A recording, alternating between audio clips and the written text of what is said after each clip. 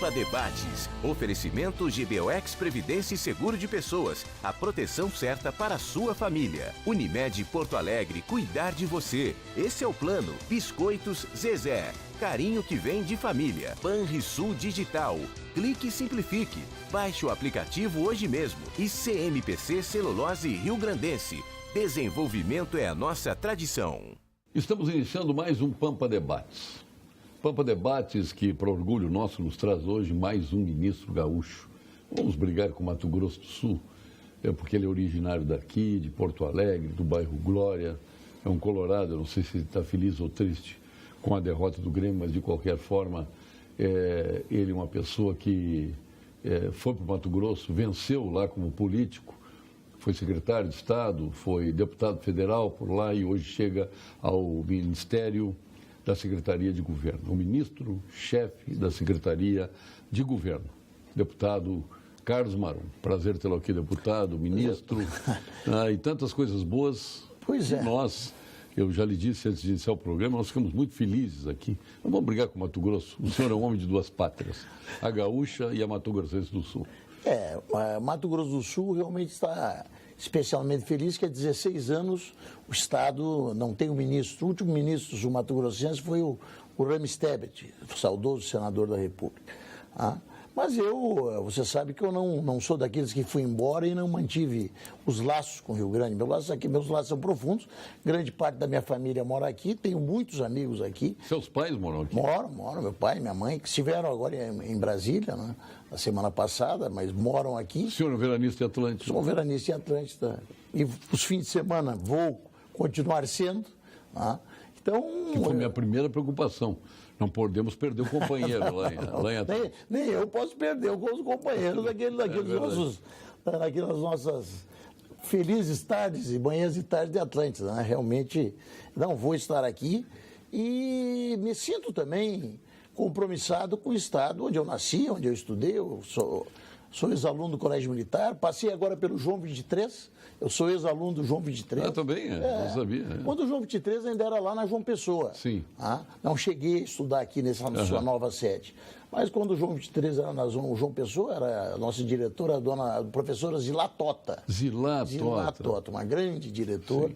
Depois o Colégio Militar de Porto Alegre, depois a Universidade Federal Engenharia, quer dizer, e daí sim resolvi tocar a vida lá no Mato Grosso do Sul. Mas os laços permanecem fortes e eu me somo a esse grupo de gaúchos que pretende contribuir com o Estado nessa necessária recuperação da saúde e das finanças públicas, porque se as finanças públicas não vão bem, não há como o privado ir bem.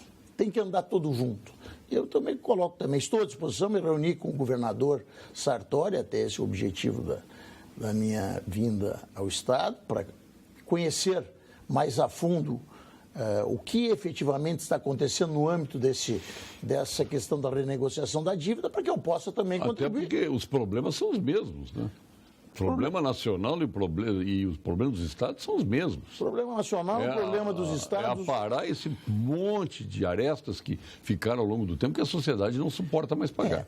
Cada vez menos estão pagando essa conta. Não consegue, nem que suportar é questão de suportar, não consegue. Não consegue. Não consegue mais, não existe mais como... Senão, porque até agora o que foi feito foi a magia do aumento de imposto, do número de impostos.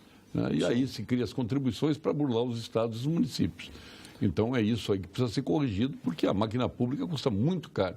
E custa muito caro, começa pela questão salarial e dos privilégios. Eu tenho, até hoje, estive esses dias em Fernandópolis, numa reunião com 130 prefeitos paulistas. E coloquei isso para eles. Em primeiro lugar, não há como se pensar em os municípios brasileiros irem bem se o Brasil vai mal. E que nós temos que aproveitar essa oportunidade. Eu vejo o governo Temer e a própria estada do presidente Temer na presidência da República como uma oportunidade para o Brasil. O presidente Temer ele não se preocupa com aquele aplauso fácil do dia de manhã. Ele quer sim um reconhecimento, que ele está ali, mas ele busca um reconhecimento. Chegou à presidência por uma situação, nós sabemos, que foi o impeachment do governo anterior, e pensa em fazer um governo onde o Brasil corrija questões que há muitos anos vêm atrapalhando e que agora chegamos no momento de colapso. O Brasil podia pagar 20, 30 anos, pagar a Previdência do jeito que pagava? Já não podia, só que conseguia pagar. Agora, não só não pode, como não consegue. Não, conseguia a custo de endividamento, inclusive. Conseguia a custo de endividamento, a custa de déficit, a custa de... Então, chegou a hora, o presidente Temer está disposto a encarar esse desafio. Eu até, no meu discurso de posse, muita gente pergunta por que eu aceitei, porque é um desafio. Aceitei porque eu acredito nesse governo. Acredito que o presidente... A gente sabe que o senhor acredita. Acredito E por isso a admiração. A gente pode não concordar com tantas das coisas que o senhor defende, mas a maneira como defende, ela é democrática e ela é convicta, né? O senhor é um homem dos olhos. Sim. O que me, inclusive... Eu não gosto do deboche, entende? Das tiradas. Não, tem que ser olho no olho, por isso que se faz assim. Paulo, que muita gente não sabe, mas eu sou uma pessoa que tenho a confiança dos partidos da base, dos companheiros dos partidos da base, mas tenho o respeito da oposição. Tenho o respeito da oposição. Por quê? Porque eu não sou um homem de chicanas, não sou um homem de traições, não sou um homem de mentiras. Então, se estabelece um relacionamento... O que vem de Carlos Marum, todo mundo sabe. Então, eu penso até em conversar com a oposição em alguns momentos deste, porque o Lula já disse que a reforma é necessária. A ex-presidente Dilma já disse que a reforma é necessária. São os dois grandes líderes da oposição brasileira. Então, os parlamentares que hoje, no meu modo de ver, que hoje são contra a reforma, eles sabem que a reforma é necessária. Então, é muito mais ideológico de qualquer outra coisa. É uma questão ideológica. Hoje começa... Também de colégio eleitoral. Tem muita gente que pensa que está ali a sua zona da mata de votação. Existe até um temor, e vou lhe dizer, existe um temor até das chances do governo ter um candidato viável na próxima eleição, se aprovada a reforma da Previdência, acontecer o que nós esperamos que aconteça. Um grande crescimento da economia brasileira no ano que vem. Isso viabiliza um candidato do governo. Isso pode ser a novidade, porque hoje o governo em si não tem candidato. Afinal, nós temos índices de popularidade muito baixos.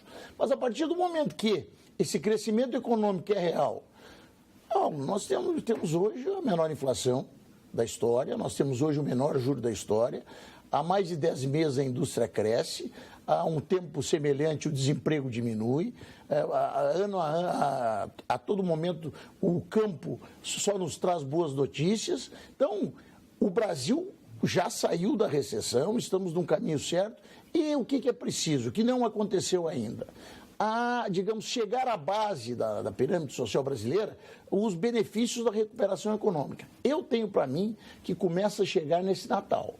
Tenho para mim que esse Natal vai ser o melhor Natal dos últimos anos. Nós vamos começar a sentir que o Brasil está se recuperando economicamente. Com a reforma da Previdência, o crescimento econômico brasileiro pode chegar a 13,5% no ano que vem. Por quê? Porque nós temos juro baixo, temos inflação baixa, então...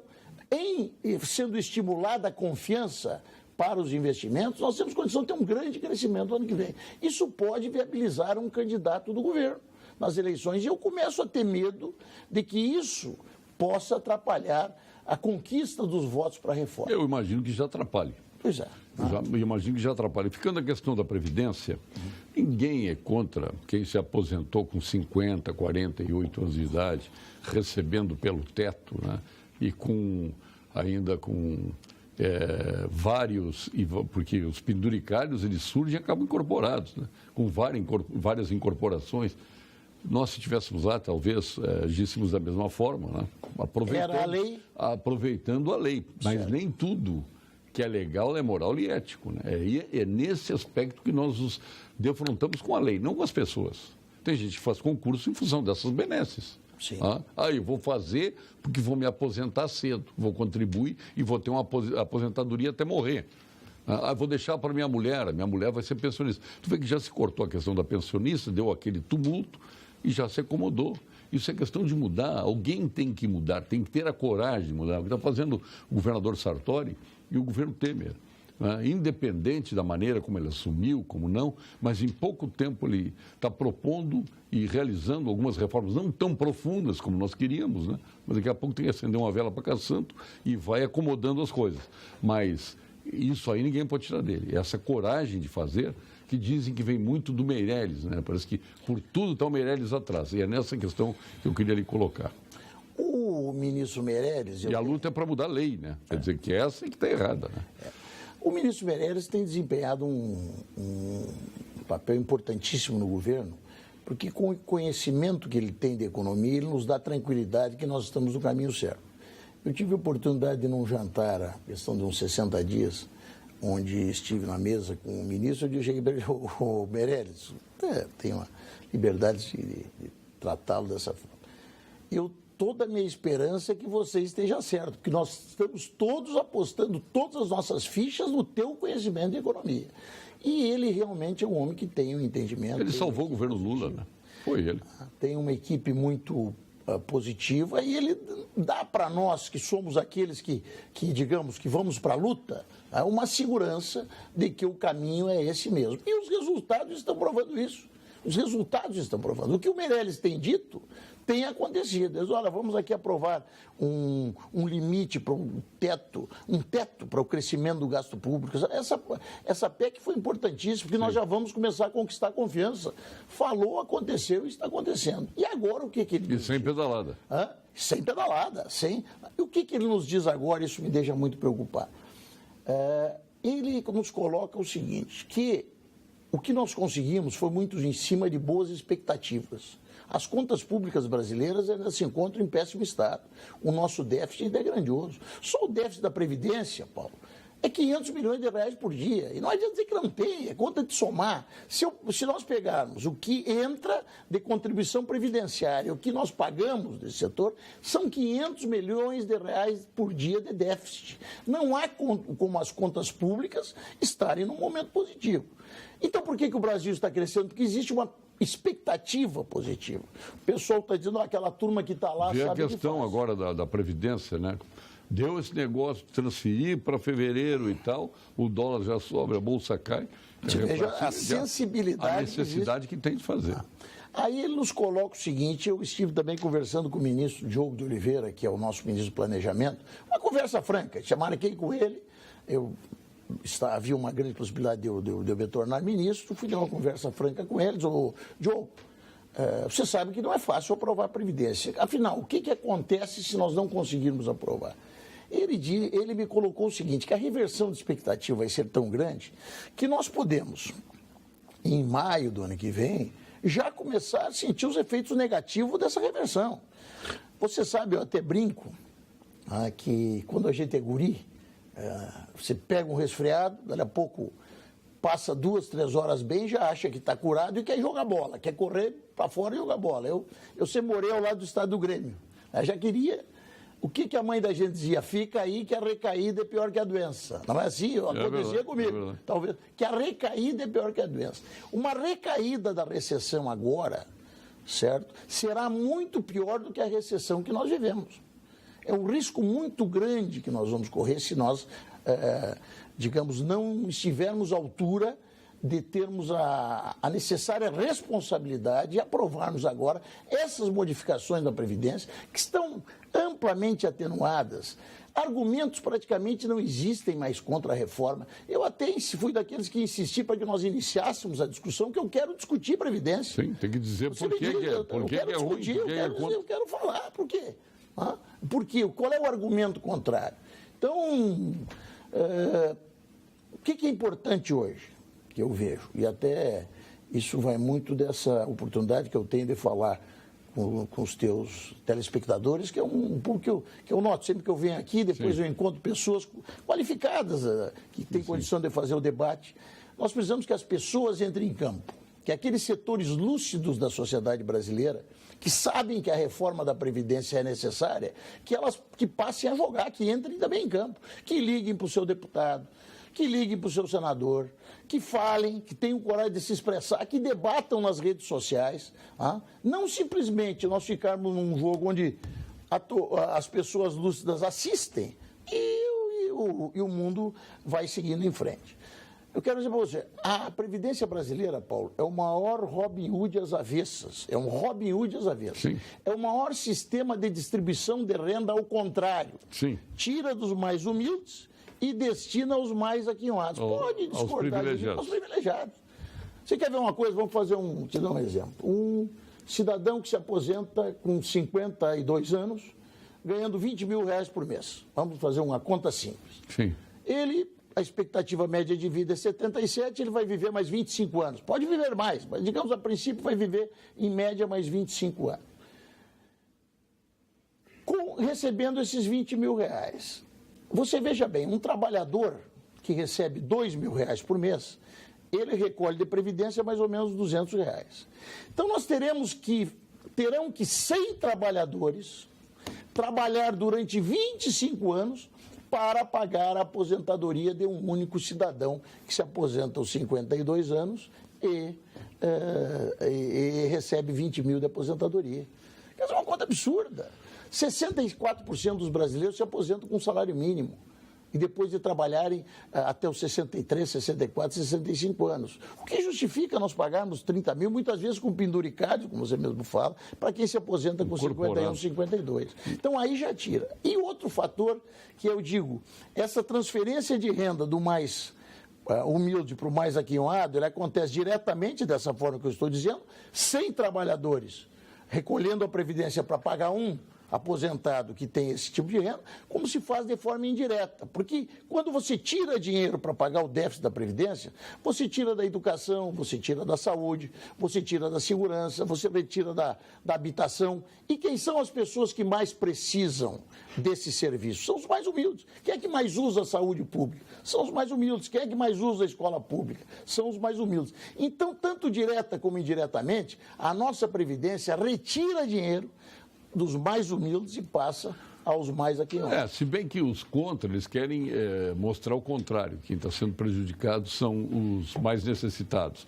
E aí começa a usar o dinheiro da corrupção, da incompetência, das obras mal feitas, inacabadas, desnecessárias, que tudo isso aí tiraria desse povo pobre o dinheiro da Previdência e da Saúde. Quando nós sabemos que, em parte, essas coisas elas têm razão, mas usar isso como argumento para impedir uma reforma que é absolutamente necessária, que é desconcertante e inacreditável. Né? É claro que o Estado tem que se tornar mais eficiente, é claro que a corrupção tem que ser combatida, mas dizer que não deve mexer na Previdência porque existe corrupção, porque existe ineficiência, é simplesmente não querer chegar a lugar nenhum. Vai prejudicar os mais pobres?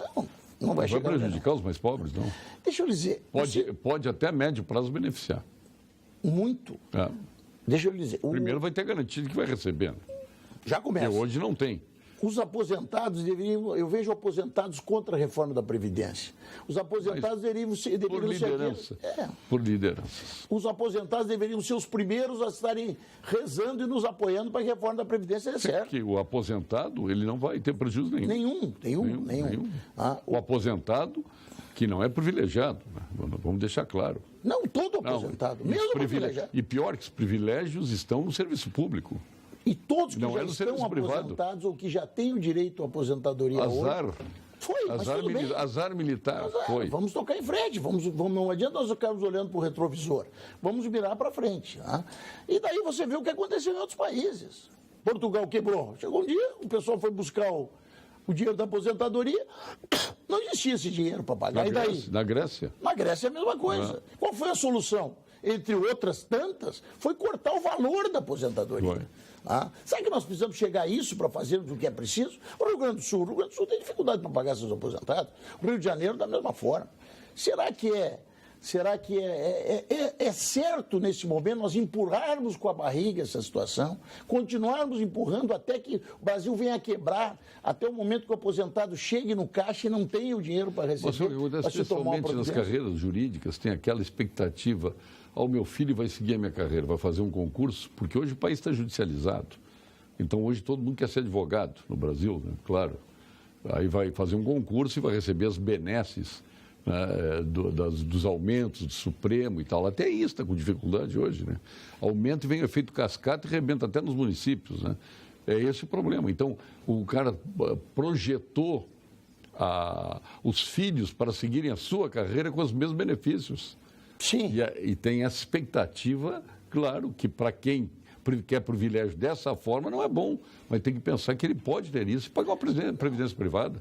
Exatamente. Nós não estamos obrigando todos a viverem com uma aposentadoria do teto do INSS, que é R$ 5.300. Nós estamos dizendo que o poder público só vai pagar até 5.300. Dali para frente, se você quiser ter uma aposentadoria maior, você vai ter que contribuir com algum fundo privado ou corporativo para que venha receber a aposentadoria. Pois é, aí existe uma outra jogada, como o senhor é um homem aberto de olho no olho, isso aí é os banqueiros que estão por trás disso, são as grandes empresas de previdência privadas que querem forçar isso. Se nós formos pensar assim, não se faz mais nada. Olha, eu acho que nós estamos na fase de fortalecer a iniciativa privada e não enfraquecer. Pelo contrário, acho que cada vez mais o governo... A questão dos jogos. O jogo, quando é... Já estou misturando as coisas, mas é importante. O jogo, quando é do governo federal, nós temos o maior cassino do mundo aqui no Brasil. Todos os jogos são do governo. Né? Quando era o primeiro a ser privatizado, deveria ser privatizado, o jogo do governo é o jogo da sorte. Aliás, tem até deputado aí que ganhou não sei quantas loterias. Homem de sorte, em questão de 6 meses, faturou tudo que é prêmio da loteria. O líder dos anões do orçamento. Quando é jogo da iniciativa privada, quando tem que aprovar, é jogo de azar, pode ter lavagem de dinheiro, pode ter isso, pode ter aquilo. Aí entra o Estado que sai da construção e realização de jogos, o Estado vai ser fiscalizador dessas coisas. Mas tem que passar para a iniciativa privada. Não tem porquê o país, os estados, tem loterias estaduais aí, ter jogos, administrar jogo. Convenhamos. Isso é uma das coisas que nós estamos discutindo. Pois é. Isso teve um momento forte lá no Congresso. Hoje não é uma pauta que está digamos, está no forno para avançar, salvo a possibilidade de uma concessão direta dos jogos que já existem e são administrados pela Caixa Econômica Federal. Não, isso aí que é um absurdo. Como diz, quebrou o bicheiro, até chegou a quebrar bicheiro de tanta que é a concorrência hoje do governo nessa questão. Sim, aí acontece ilegalidade, que o governo também não tem poder fiscalizador. É claro que... Aí que acontece a lavagem de dinheiro. Claro que a previdência privada, sendo uma oportunidade para banqueiros, para cooperativas, para associações, é claro que elas vão se colocar e vão competir. Claro. E vão competir aonde você tiver mais confiança, onde tiver uma rentabilidade maior. Só que não dá também para acreditar. Mas isso é o caso. Se aqui o governo gaúcho sair da exploração de gás, vai para a iniciativa privada. Óbvio, qualquer coisa que o governo sair, tem que sair, vai para a iniciativa privada. Sim. E o governo vai arrecadar mais através dos impostos, tendo que administrar e mantendo cabides de emprego. É isso. Quem ganha, o servidor público que ganha abaixo de R$ 5.300, as mudanças são mínimas. Efetivamente, quem ganha acima de R$ 5.300 tem modificações. Mas terá, porque nós estamos tratando de uma fase de transição, nós também. Então, claro que uma fase de transição já com pedágio, porque nós precisamos de ganhos, digamos, de uma melhora rápida na condição das nossas contas públicas, mas é isso. Quer receber mais do que 5 mil? Você falou bem, procure um fundo privado, um fundo cooperativo e contribua um pouco mais para receber aquilo no momento que seu pai ou seu avô ganhava. Exatamente. Agora, uma questão da mexida da Previdência é a questão dos votos. O governo hoje não tem os votos suficientes. Não tem. Tanto é que o senhor está entrando aí porque o ministro Ambassay fracassou. O toma lá da cá, ele vai acontecer com o senhor? Deixa eu lhe dizer, nós estamos no fim do ano. Quer dizer, existem emendas impositivas, até para desmistificar essas emendas, a questão das emendas. A emenda vai ser paga para deputado da situação da oposição. Sim, nós temos aí alguns dias. Ano que vem, o que nós temos hoje? Nós temos aí, vamos trabalhar em 250 votos, para trabalhar nessa média. 260, o meu cálculo é 266. Certo? Nós teríamos hoje 266 votos. Mais 260 votos, estão faltando 50 votos. E, a princípio, nós temos aí na base cerca Quantos de 100 votos. 308. 308. Tem hoje? Tem o meu cálculo 266. 266. Primeiro, nós temos um grupo de partidos que não vota conosco. Sim. 130, 140 deputados que estão, Sim. Certo? São da oposição. São oposição ao governo, e nesse momento, em sendo oposição ao governo, não se preocupe em ser oposição também ao Brasil. Então, isso é perdido. nós temos cerca de 100 deputados que são dos partidos da base, que hoje se postam ou como contrários à Previdência ou como indecisos. Eu refleti muito pelos quais os motivos que levam hoje esses deputados e deputadas a terem esse tipo de posicionamento. O projeto não é, porque ninguém mais argumenta contra o projeto. O projeto chegou num ponto que, antigamente, a gente que era contra mexer na rural, nós deixamos para outro momento. Ou seja, o projeto hoje mexe com a idade mínima e com privilégios. E mexe na idade mínima também para diminuir privilégios. Então, dificilmente chega alguém e debate o projeto. Debate outras questões. Qual é o motivo? 2 motivos, no meu modo de ver. Um, que tenha tido algum problema com o governo, em algum momento. Né? Realmente, a nossa... E eu quero... a primeira mudança que lá no nosso ministério, na nossa secretaria, eu vou criar um sistema mais ágil e mais fácil de comunicação dos deputados para com o ministério. Eu não sou uma pessoa centralizadora, eu confio nas pessoas, eu confio. Delego tarefas e confio. E nem pode ser diferente. E, dali a pouco, se trair a minha confiança, mudo a pessoa. Mas não parto do princípio que as pessoas são incompetentes ou são mal intencionadas, aquelas que trabalham com a gente, até porque eu tenho a prerrogativa de escolhê-las. Então, eu vou criar um sistema onde os parlamentares têm um acesso mais fácil, sem ficar lá. Eu via deputados ali 3, 4 horas, 5 horas esperando, querendo falar com o ministro, porque era só o ministro que falava. Nós vamos criar um atendimento maior. Eu sou uma pessoa de resolutividade. Sim. Ou é ou não é, ou pode ou não pode. Um pleito pode ou não pode ser atendido. E ter a franqueza de dizer que não. Muitas vezes você fica criando uma falsa expectativa em relação a um pleito do parlamentar, o parlamentar já liga no município, já avisa que é aquilo, e daqui a pouco as coisas não acontecem. Então, isso nós queremos acabar. Uma ação de cumprir compromisso estabelecido, só se comprometer com o que é possível e facilitar esse acesso. Com isso, eu penso que nós temos condição de diminuir essa resistência de alguns parlamentares que tiveram problema com o governo. Que muito se dá também, muitas vezes, é uma agenda que não é atendida. O cidadão está 2 meses querendo falar com o ministro e não consegue. É claro que um parlamentar que, a princípio, defende o governo, que passa por um problema desse, ele fica... Então, isso, gente, eu acredito que aí... Nós devemos ter desses 100 deputados, eu estou trabalhando num universo hipotético de 100 deputados, nós devemos ter de 30 a 40 com esse tipo de problema. E temos que tentar resolvê-los. Vamos resolver? Não sei, mas vamos tentar. E nós temos aí ainda uns 60, 70 deputados que realmente estão preocupados com a questão eleitoral. E é justo, eu também não estou aqui para criticar. Claro, não. É justo, não estou dizendo... Não, é justo. Então... O que tem que acontecer para que esses que estão preocupados com a questão eleitoral se decidam pró Previdência? Eles têm que começar a notar que um setor da sociedade, eu digo que é o mais lúcido, começa a entender que a reforma da Previdência é extremamente necessária. A última pesquisa que eu tive acesso já dá 37% das pessoas a favor da reforma da Previdência. Quando nós começamos, isso aí era 6%, 7%. As pessoas opinam sem saber exatamente o que está acontecendo. Hoje se informam mais, a propaganda do governo melhorou, uma propaganda mais direta, mais fácil de ser entendida, pode melhorar mais, mas ela está melhor do que era, talvez você também tenha essa informação. Nós estamos mais eloquentes, nós estamos mais...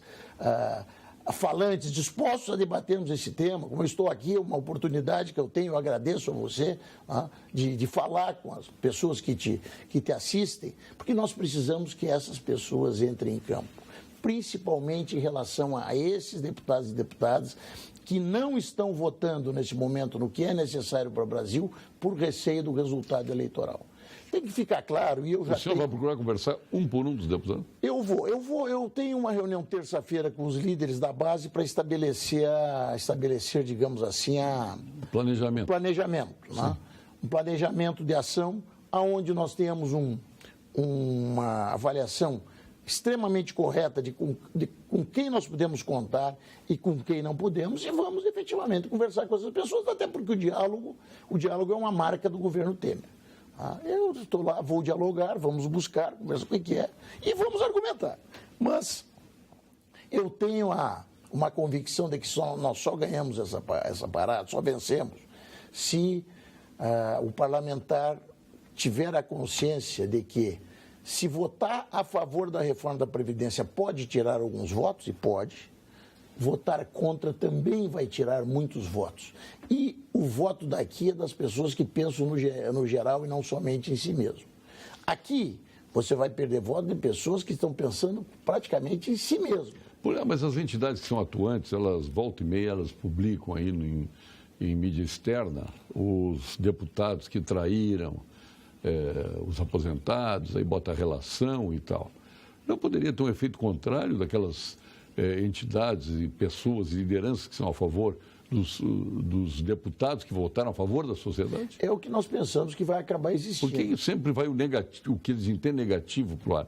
Quando a gente, do outro lado, sabe que tem muitas pessoas conscientes que estão votando a favor de determinadas mudanças necessárias. Nós precisamos que esse time entre em campo, estou dizendo.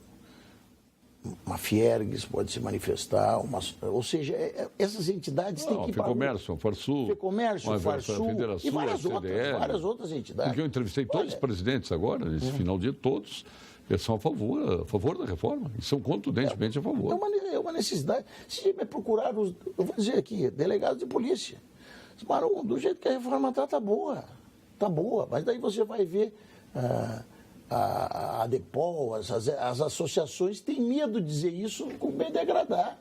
Porque, veja bem, bom, a reforma feita hoje tem algum tipo de efeito? Tem. É possível que tenha que se trabalhar um pouco mais, mas nós estamos extremamente moderados. Nós aceitamos a grande maioria dos pleitos que nos foram feitos. Professor, entendemos que a carreira de professor é uma carreira que tem especificidades. Então, para a sociedade em geral, tratando o homem... Daqui a 20 anos, que também é daqui a 20 anos, o pessoal pensa que amanhã só se aposenta com 65, amanhã é 55. Vai seguir uma lomba de 20 anos até chegar a 65. Mas a professora, o professor, nós entendemos que existem especificidades, cravamos em 60. Começar pela remuneração. Se pegar um professor primário, está recebendo, no meu tempo é primário, no ginásio, e científico, esses professores estão recebendo muito pouco. Sim, e nós estamos reconhecendo a especificidade. Policiais têm uma expectativa de média de vida realmente baixa. Eu analisei isso quando era o presidente da comissão da Previdência. Só quando consegue se aposentar um atleta, mas a expectativa média. Então, se quer estabelecer os 55 anos, é extremamente razoável. Como é que vai uma associação de policiais dizer que é injusto que nós venhamos a estabelecer uma idade mínima de 55 anos para o cidadão se aposentar? Então, o que justifica isso? Nada justifica. Quem pode entender injusto? Exatamente. Agora nós sentamos, eu vou dizer... Eu até na última quinta-feira, dei uma entrevista onde me perguntaram se pode haver mudança no projeto. Nós não temos compromisso com mudança nenhuma. O governo não fez nenhum compromisso. E quem quiser discutir mudança, venha disposto a apoiar a reforma também.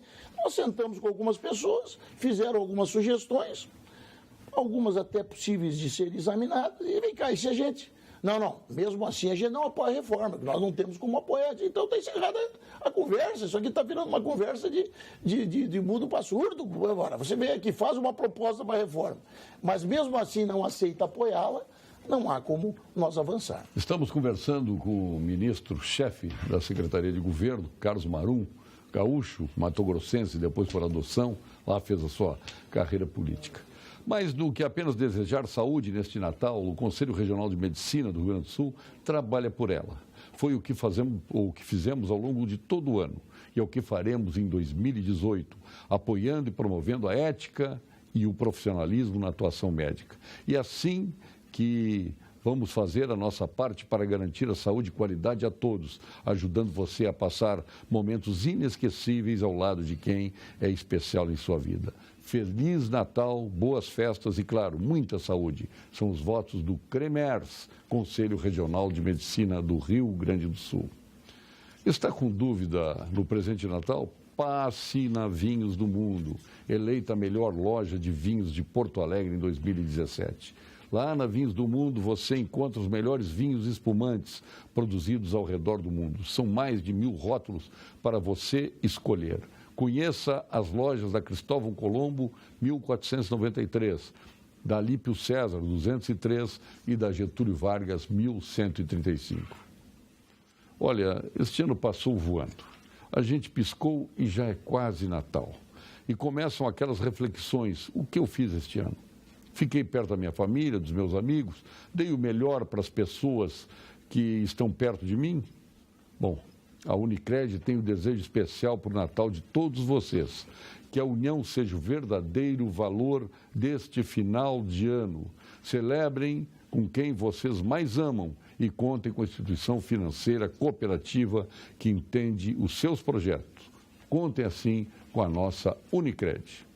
O sabor é irresistível. O senhor está lá em Mato Grosso, mas vai ter a qualidade de provar aqui na praia a qualidade que vão te surpreender, meu ministro Carlos Marum. Experimente as linguiças e salsichões do frigorífico Castro, dos alimentos Castro lá de Pelotas, que está disponível na rede Zafari, com a qualidade comprovada desde 1960. E vamos agora ao quadro de saúde com a doutora Lídia Longinotti, da equipe do doutor Gilberto Schwartzman, o nosso PhD em Oncologia, titular do Clínicas, do Ernesto Ornelis, sócio fundador do Instituto Oncológico Kaplan, mais jovem membro da Academia Brasileira de Medicina, presidente da Sul-Rio-Grandense, presidente da Bienal do Mercosul. E da equipe do Instituto Kaplan, que vem a doutora Lídia Longinotti. Doutora Lídia. Boa noite. Sou a doutora Lídia Longinotti, oncologista clínica. Na comemoração dos 25 anos do Instituto Kaplan, imaginamos oferecer algo muito especial para as mulheres. Seguindo uma experiência exitosa em centros especializados no Canadá e na Inglaterra, criamos um programa de diagnóstico de câncer de mama em 24 horas. Isso mesmo, através de um esforço coordenado por vários especialistas, mulheres com nódulos suspeitos de mama terão a confirmação ou não da presença de câncer no dia seguinte. E isto é muito importante. Identificar o câncer de mama mais cedo possível é fundamental para a cura desta doença. Depois do tumor de pele, o câncer de mama é o mais comum entre mulheres, no mundo e no Brasil. No ano de 2016, foram diagnosticados em nosso país 58 mil casos novos de câncer de mama. E o Rio Grande do Sul é um dos estados de maior incidência. Cuide bem de sua saúde. Faça os seus exames preventivos e que detectem o câncer o mais cedo possível. Boa noite. Boa noite, doutora Lídia. Parabéns pelos 25 anos do Instituto Oncológico Kaplan. Ministro-chefe da Secretaria de Governo, Carlos Marum, eu fiquei preocupado quando vi, antes da sua posse, é claro, se fosse depois não teria acontecido, quando o senador Romero Jucá ocupa os microfones e dá uma declaração dizendo que a votação da Previdência ficaria para fevereiro. Aí foi um frisson no Planalto. Aí ele disse que havia sido uma negociação do Rodrigo Maia com o Planalto e com a Eunice Oliveira, presidente do Senado. E todo mundo achou que ele tivesse blefado. No fim, ele estava com a razão. Ele acabou furando uma notícia, porque vieram os desmentidos de toda a ordem e no fim se confirmou e ele saiu consagrado nisso tudo. O que houve ali? Ou se você ficou preocupado, imagina eu. Fiquei, quando me ligaram para me perguntar a minha opinião. Ele furou alguma coisa que era para ter mais uma pompa, para comunicar. E teria que vir não pelo líder do governo do Senado, e sim pelos presidentes das duas casas? Qual é a avaliação que eu tenho? Realmente nós estávamos discutindo isso. Estávamos discutindo e a posição do Rodrigo Maia era de que nós só devemos colocar, e ainda é colocar em votação, quando tivermos a segurança da vitória. Eu, em algum momento, até cogitei, era a minha opinião, que nós deveríamos colocar em votação no caso de nos aproximarmos, até para forçarmos os indecisos a se posicionarem. Agora, o risco de que viéssemos a ser derrotados fez com que essa opinião de que só quando tivermos a garantia vai ser votado, estivesse avançando naquele momento. Mas ainda não havia sido batido o martelo. A opinião do deputado Rodrigo já era praticamente posta no sentido de avançar, o presidente ainda queria discutir mais, e estava marcada uma reunião para o outro dia, na quinta-feira. Para definir. Para definir, uma reunião que reuniria, inclusive, o presidente Rodrigo Maia, o presidente do Senado, Eunice de Oliveira, e o presidente Temer. O senador Jucá é um homem rápido de raciocínio, não há, ele é uma pessoa... Não fez por maldade. Nem por maldade, nem para furar... Eu acho que ele, dali a pouco... Nem para furar os dois poderes. Sabe o que eu penso? Ele, para mim, a primeira fala dele nesse sentido foi um ato falho. Que ele encontrou um repórter do Estado de São Paulo na saída, ele conversou sobre isso com o presidente Rodrigo, e na saída da sala encontrou um repórter do Estado de São Paulo. O repórter de São Paulo perguntou, ele disse, isso aí já ficou decidido, vai para fevereiro. Mas quando aquilo estourou, ele resolveu reunir a imprensa e confirmar isso. E daí foi aquilo que você viu. Realmente, se nós tínhamos ainda alguma chance de votar em dezembro ali, essa oportunidade foi sepultada, mas também eu não vou o culpar disso, porque nós não tínhamos os votos, nós seríamos obrigados a adiar, porque nós no fim ele estava correto. Ele estava correto, mas ainda não era, talvez, o momento, ainda não havíamos, eu era um que ainda não havia jogado a toalha. Sim, é o que ele acabou furando uma ideia, né? Furando uma ideia e colocando o que era o mais provável. Ele deu um furo de reportagem. Se ele fosse jornalista, seria perfeito. Seria perfeito, só que nós não somos jornalistas, ele é um líder do governo no Senado, pessoa muito bem informada, participou dessas reuniões, onde realmente as coisas se encaminhavam para isso, e ele falou uma vez e depois não quis dizer, e falou em coletivo e criou uma grande questão. O presidente Temer, que estava internado lá em São Paulo, liga para nós, emite uma nota. Então, você veja que... Mas, digamos, é uma situação que passou. Não foi isso responsável por nós nos vermos forçados a adiar. Realmente, nós não adiamos porque nos faltou voto suficiente para aprovarmos ainda em dezembro. E nós corremos um risco, eu vou dizer para você. Você sabe que as avaliadoras de risco estão a todo momento fazendo suas avaliações. Sim, claro. Isso aí é um risco muito grande para o país. Então, por que o presidente insistiu em me dar posse na sexta-feira? O que foi para o senhor, eu acho que foi um ato fantástico. Ele saiu da internação hospitalar para ir a Brasília e dar posse. Por quê? Para que isso aí já saísse da pauta, essa questão, para que ele colocasse de viva voz, como colocou na posse na sexta-feira, que a reforma da Previdência continuava sendo uma prioridade do governo. Então ele saiu do hospital. Eu vou dizer para ti, eu ainda estava preocupado, né, porque a posse foi adiada na quinta-feira, foi marcada para sexta, e muita gente ainda, será que ele vem? Daqui a pouco, vou dar uma ligada para o presidente, já estou no carro, já estou indo para o aeroporto. Estou indo para aí, saí do hospital, estou indo direto. Vou e vamos à posse às 3 horas da tarde. Então ele quis dar essa posição de que ainda é, e não é, vai ser prioridade do governo a reforma da Previdência, a modernização da Previdência. O Brasil não pode aceitar continuar convivendo com uma Previdência injusta, com uma Previdência desigual. Por que perante a Previdência os brasileiros são tão desiguais? Tudo bem, existem desigualdades em vários setores, mas não é necessário que isso se poste em relação à Previdência. Teve aqui o diretor-geral do Instituto Oxfam, com o Gilberto Schwartzman, o presidente do Instituto Kaplan e presidente da Academia Sul-Rio-Grandense de Medicina, e trouxe dados aqui que estarreceram. Os 6 brasileiros mais ricos têm mais riqueza que 100 milhões de brasileiros.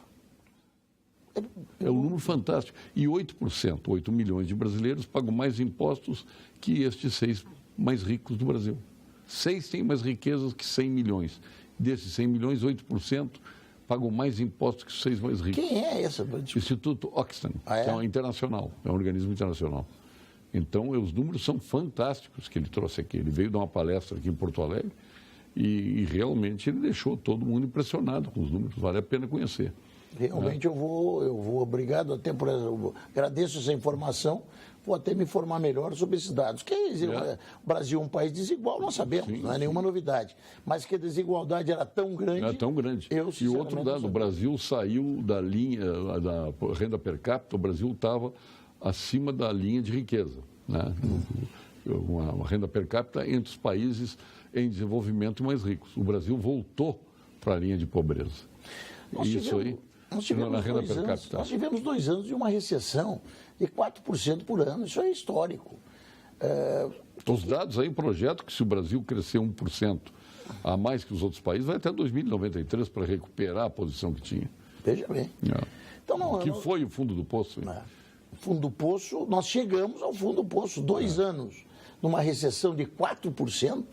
Isso aí significa, o que é 4%? A gente pensa que 4% é quase que um estado de Goiás, um estado médio. Vamos dizer, 4% da economia brasileira é o estado de Goiás. Nós perdemos 2 Goiás, 2 inteiro. Fábricas, lojas, restaurantes, hotéis, fazendas. Praticamente isso sumiu da economia brasileira. Você veja, é natural que nós estejamos vivendo momentos difíceis e venhamos vivê-los ainda por um bom tempo. Mas o que é positivo é que nós estamos nos recuperando e não podemos perder a oportunidade de que essa recuperação continue. E o governo está disposto a fazer a sua parte. O governo está disposto a fazer a sua parte. A minha chegada ao Ministério é prova disso, porque eu sou o homem eu fui o presidente da Comissão da Reforma da Previdência.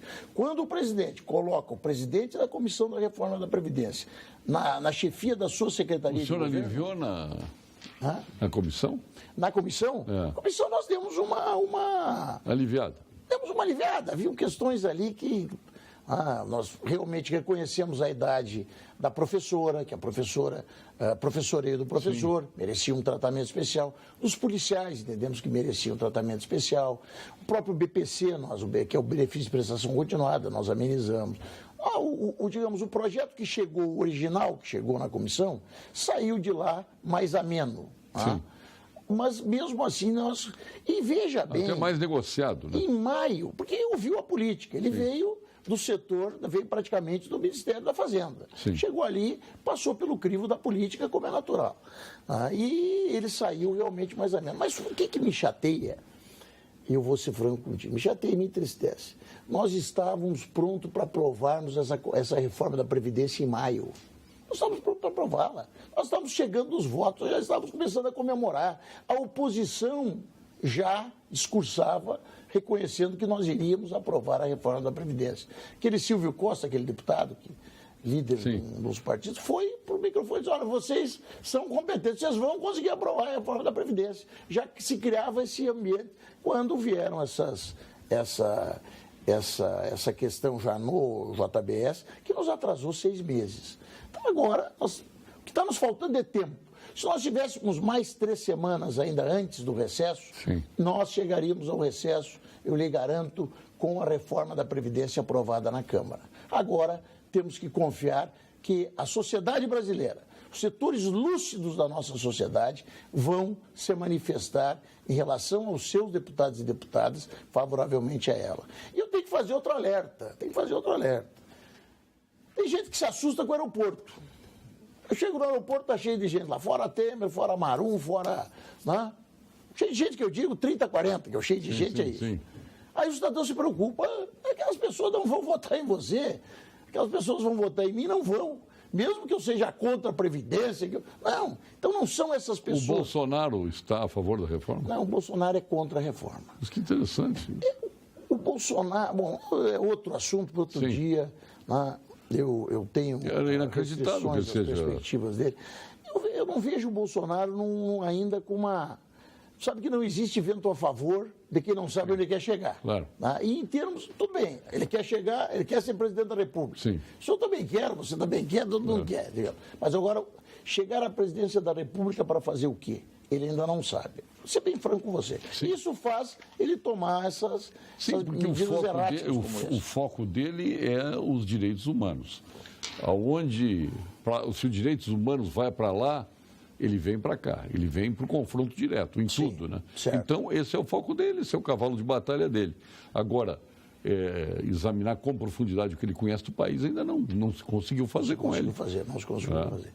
Eu, há um tempo atrás, encontrei o Bolsonaro no aeroporto do Rio de Janeiro e tive uma conversa até longa com ele. O senhor falou aeroporto, eu me lembro muito dele porque ele tem lotado aeroportos aí. Sim, mas ele estava lá fazendo um trânsito para Brasília. Sim.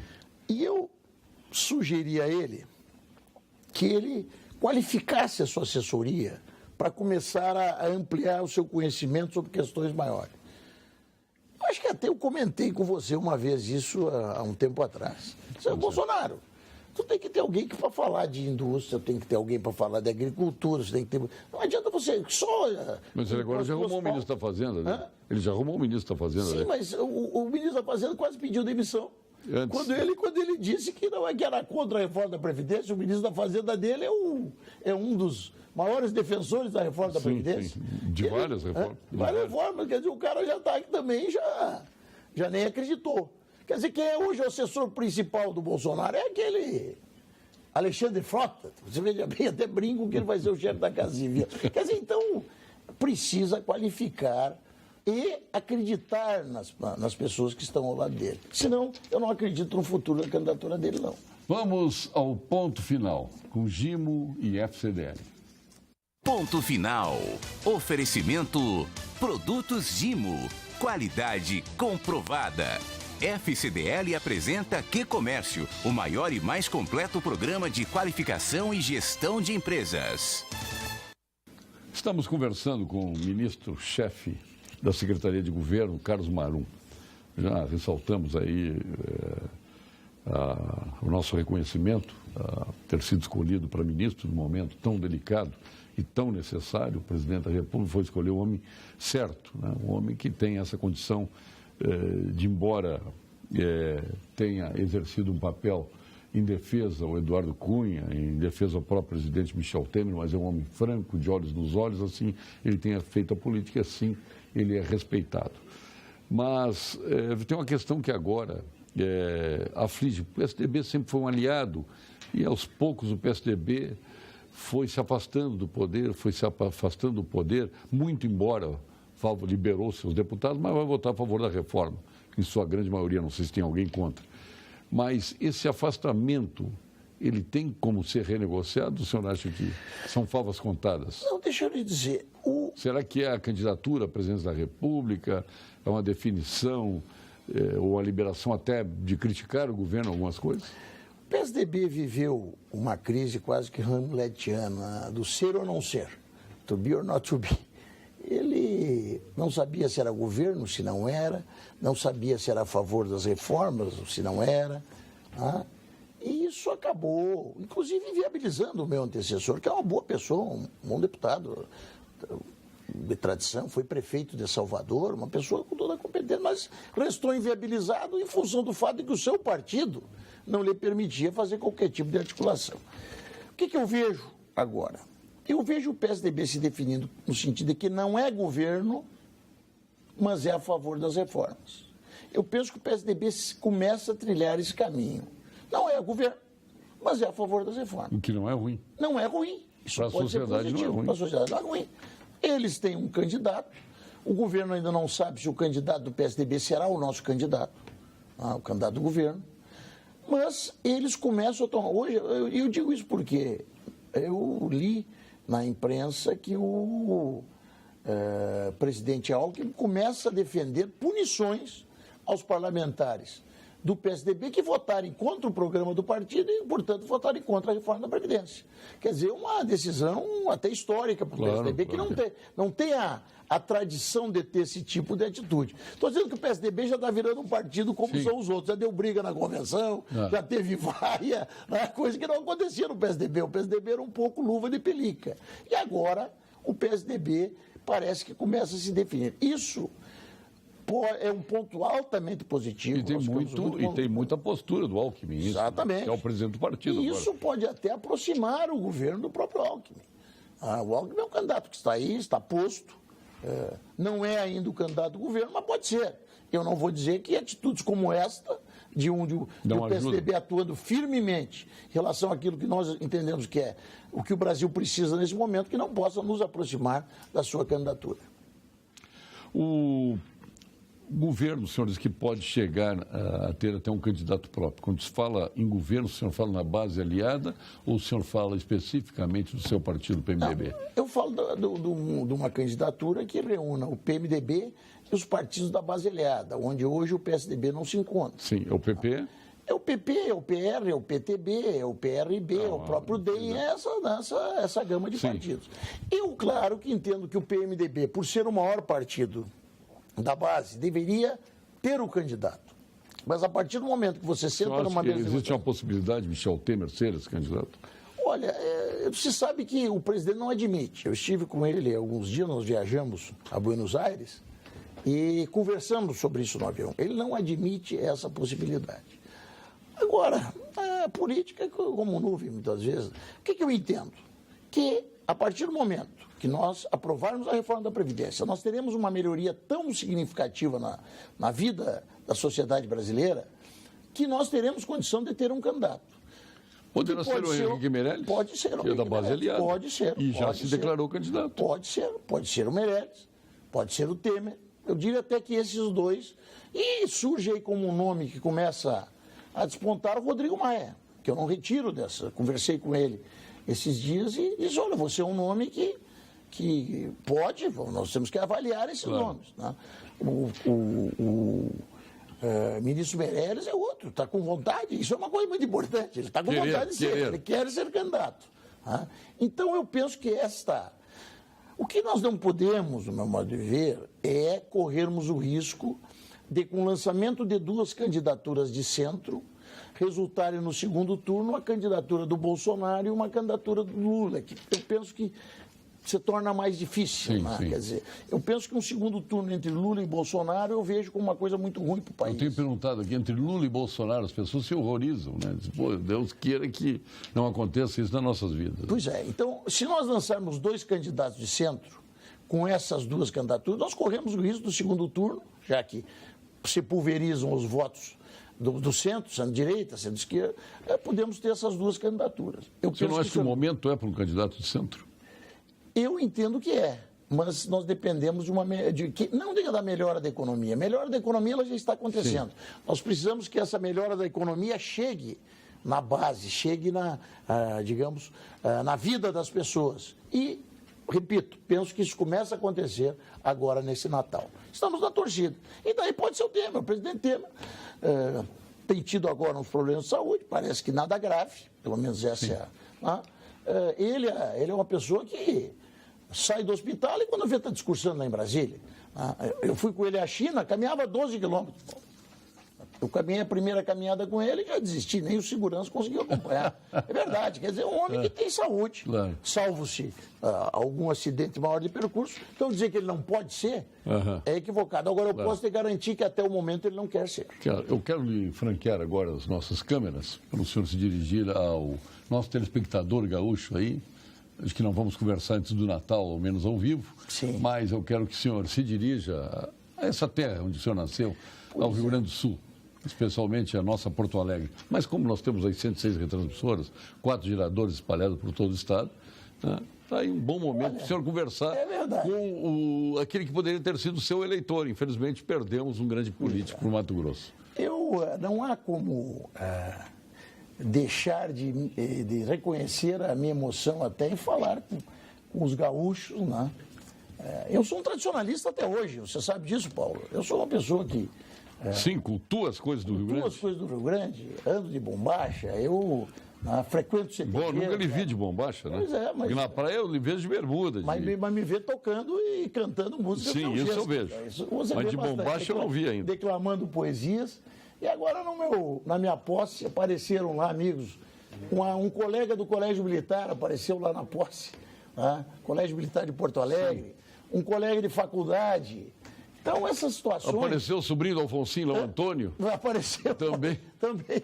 Então, você veja que é uma situação que traz para a gente uma grande satisfação, que traz para a gente, assim, uma responsabilidade de exercer uma função de tanta relevância num momento tão ímpar da história do nosso país. Eu realmente estou feliz e orgulhoso com o meu estado. Eu sou uma pessoa que nasci no Rio Grande do Sul e decidi viver no Mato Grosso do Sul. Eu tenho, na verdade, 2 estados. Mas porque lá a gauchada está toda lá também, né? Temos muito gaúcho. E tem de gaúcho lá, construíram esse oeste brasileiro e foram por aí afora. Eu penso que eu vou poder contribuir com o Rio Grande do Sul, sabe, também. Eu tenho essa... Sim, o senhor já contribui, pode ter certeza. Posso contribuir. Nós temos um embaixador em Brasília que se chama Carlos Marão. Está positivo. Você sabe, vai lá. É verdade. Agora eu queria me dirigir a você. E tem outro, Mauro Pereira, Moreira também. Muito bem, muito grande bom deputado, hein? É. Grande deputado, um deputado sempre à disposição. O PMDB tem uma expectativa... Correto, né? Porque está todo mundo de lupa procurando os honestos. Não, e ele é uma pessoa extremamente Estamos aí correta. diante de duas pessoas corretas, honestas. Exatamente. E o PMDB faz questão de que ele volte em 2019 para a Câmara Federal, onde faz um grande trabalho. Mas eu vou terminar fazendo uma conclamação aos gaúchos e às gaúchas. Será que se a reforma da Previdência não fosse tão necessária, se nós não tivéssemos tanta consciência da imprescindibilidade de tomarmos essas medidas, nós estaríamos mexendo com isso agora, quase às vésperas da eleição? Não seria melhor eu assumir a Secretaria de Governo e vir aqui e dizer, olha, isso aqui eu vou trazer isso para o Rio Grande? Não, nós estamos mexendo com isso porque é necessário. Se não fosse, nós estaríamos fazendo outra coisa. Então, leia mais sobre o assunto, conheça mais a questão e interfira, falando com o seu parlamentar e pedindo a ele um apoio àquilo que, nesse momento, é o melhor para o Brasil. A modernização da nossa Previdência para que ela se transforme num sistema mais justo e mais igual para todos os brasileiros. Ministro-chefe da Secretaria de Governo, deputado Carlos Marum, que honra. Obrigado pela sua presença aqui, pela honra que nos deu de vir aqui, tão logo assumiu, né, que eu acho que foi o primeiro programa que o senhor participou efetivamente, foi o Pampa Debates. É o primeiro programa que eu participo, onde posso, de forma mais longa, conceder entrevistas. Sim, não é claro, não é pleno, acompanhamos as suas entrevistas. É o primeiro programa, porque eu sou assim. Eu respeito aqueles que sempre me respeitaram. E você sempre foi uma pessoa que me, digamos, respeitou muito, nós sempre tivemos diálogos muito positivos, sempre abriu espaço e eu fiz questão, então, de a minha primeira entrevista mais longa, que ela acontecesse aqui no teu programa. Este é o comportamento da Rede Pampa. Então, sabemos da sua importância até agora e daqui para frente, então, nem se fala. Então, em nome do Cremerso, os nossos parceiros, Vinhos do Mundo, Unicred, Frigorífico Castro, Instituto Ecológico Kaplan, Vivas Alto, GBUX, Unimed Porto Alegre, Banrisul Digital, Locérgio Sescop, Celulose Rio Grandense, GIM FCDL do Rio Grande do Sul. Nós queremos, de novo aí, nesses programas todos que estamos fazendo de fim de ano.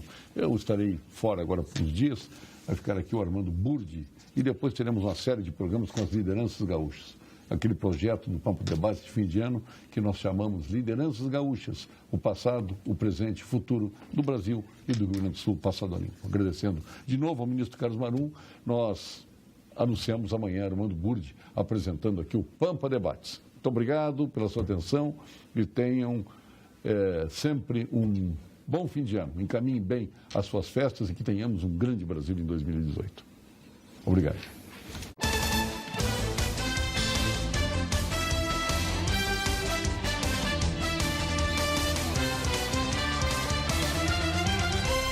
Pampa Debates. Oferecimento GBOX Previdência e Seguro de Pessoas. A proteção certa para a sua família. Unimed Porto Alegre, cuidar de você. Esse é o plano. Biscoitos Zezé. Carinho que vem de família. Banrisul Digital.